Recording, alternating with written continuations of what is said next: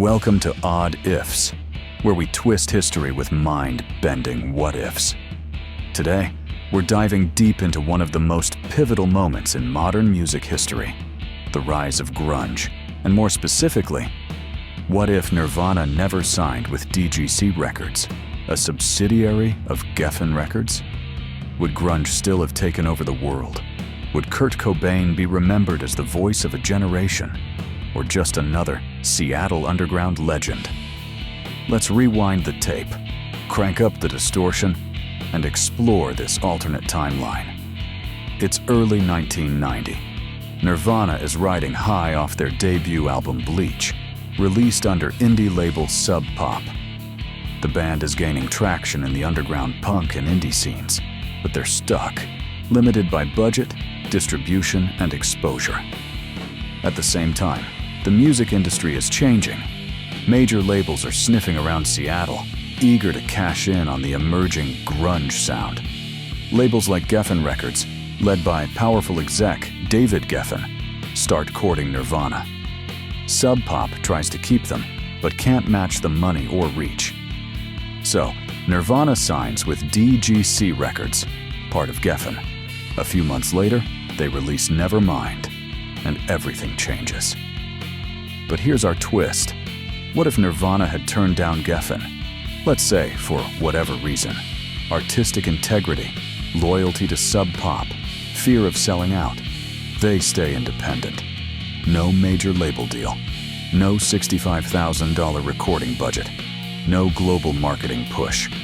How does that change the music world? In this alternate reality, Nevermind is recorded independently, maybe through Sub Pop again, or even self-released. The raw sound remains, but the production lacks polish. There's no Butch Vig behind the boards. Maybe it never gets mastered properly. Distribution is local at best.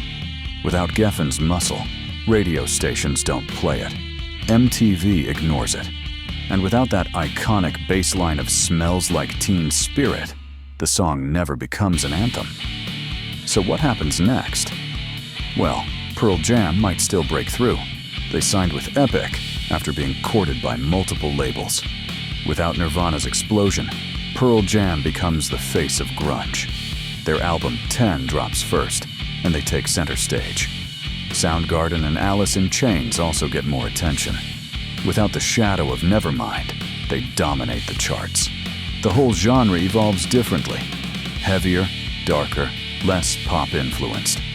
And let's not forget, without Geffen pushing for mass appeal, Nirvana stays underground. They become a cult favorite, like the Melvins or Mudhoney. Kurt Cobain remains a Seattle icon, but never reaches the level of fame or pressure that he did in our timeline. No worldwide tours, no cover of Rolling Stone, no international superstardom.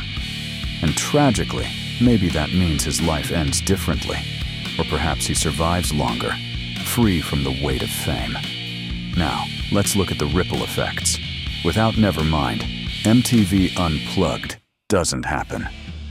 That iconic performance, stripped, haunting, unforgettable, never exists. No cover of "Where Did You Sleep Last Night?" No haunting final note echoing Cobain's real-life tragedy. Also, the Seattle sound evolves differently.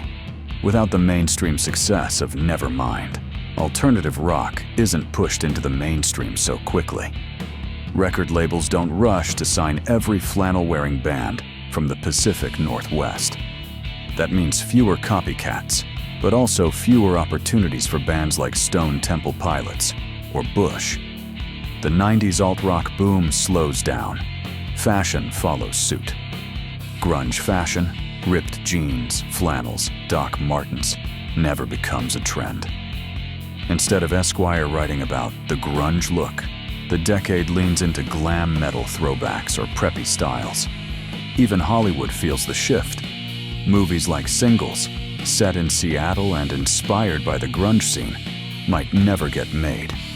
Or if they do, they're niche films instead of cultural artifacts. And finally, without the Geffen machine, there's no posthumous myth-making after Cobain's death in 1994. His legacy doesn't become the tragic genius we remember today. He's mourned by fans, but not immortalized as the voice of a generation. Imagine a world where Nirvana never left Sub Pop. Would they have continued making music together? Without the pressure of fame, would Cobain have found peace? Or just sunk deeper into isolation? Maybe Dave Grohl starts the Foo Fighters earlier. Maybe Chris Novoselic dives into politics sooner. Or maybe the band breaks up quietly in the mid-90s, leaving behind a small but passionate fan base. We'd still know who they were, especially among music nerds. But they wouldn't be the household name they are today.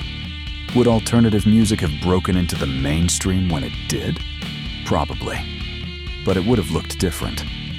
Instead of a quiet revolution led by a reluctant frontman, the face of 90s rock could have been Eddie Vedder, Chris Cornell, or Lane Staley. Different heroes, different anthems, different era. So what have we learned? One decision, signing with Geffen, changed the trajectory of music forever. Without it, grunge might have stayed underground. Nirvana might have remained a cult favorite. And the 90s might have sounded a lot more like the 80s, polished, synthetic, and celebrity-driven. But because they took the leap, they redefined rock music, reshaped culture, and gave us one of the most iconic albums of all time. Thanks for watching. Comment below and tell us what you think. If you liked this video, smash that like button, subscribe to what-ifs, and hit the bell so you never miss a strange twist of fate.